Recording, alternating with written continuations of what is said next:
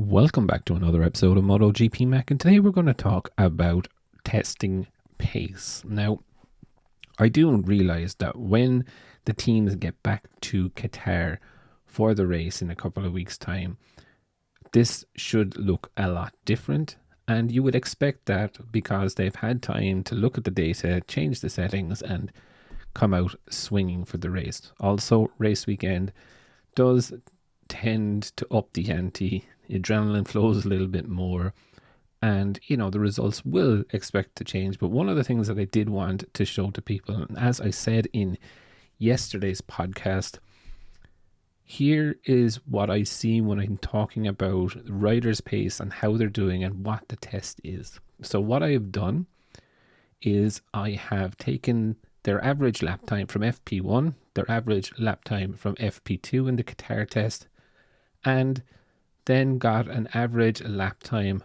for the complete test. And also I have taken their average top speed as well, just to give you an indication of where things are. And obviously if Qatar was a race, here is how they would have finished.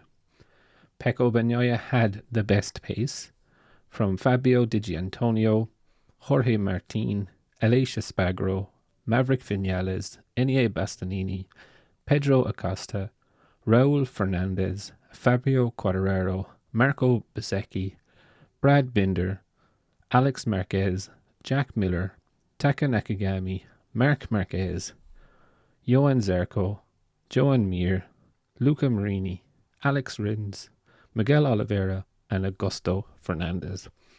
And look, the stopwatch never really lies. Again, this is just testing, and I'm fully aware of that. But as you can see, if it was a race, this is the order of where they would finish. And it's quite stark that the difference in pace-wise, from Pecco on an average pace of 1 minute 52.6 to Augusto Fernandez on a 1 minute 54.2. It is a lot. Out of that, the surprising thing that I saw was that the average top speed actually went to Fabio Quartararo on the Yamaha. A good average of 4 kilometers an hour faster than Pecco Bagnaia in the straight bits. But all in all, I think it is very, very interesting to see, and this is what I look at when I'm looking at a test. I'm never really looking at the fastest laps. I'm looking at what they're doing, and this gives me a really, really good indication of who is gelling and who is settled with their bikes. So for example, have a look at the two Aprilias. The factory Aprilia, there's absolutely nothing between them on average pace. Pecco is maybe 0.2 of a second faster on pace to Di Giannantonio, who has nothing between himself and Jorge Martin. It is just really interesting to see. Just gives you an idea and understanding who is gelling with the bike, who is not really gelling with the bike. And I just think it's pretty interesting.